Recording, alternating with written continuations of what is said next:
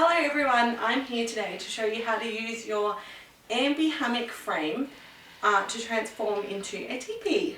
So this is perfect when your children have outgrown your Amby and you want to reuse the frame for something fun and imaginative.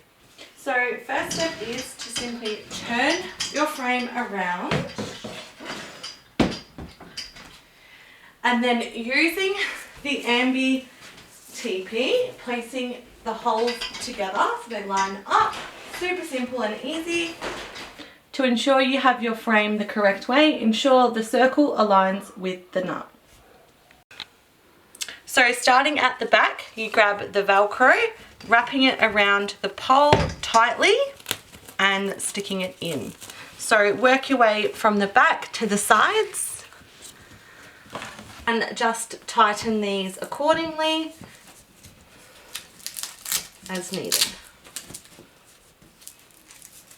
And now your teepee is complete. You can add some cushions and pillows to make it nice and cozy.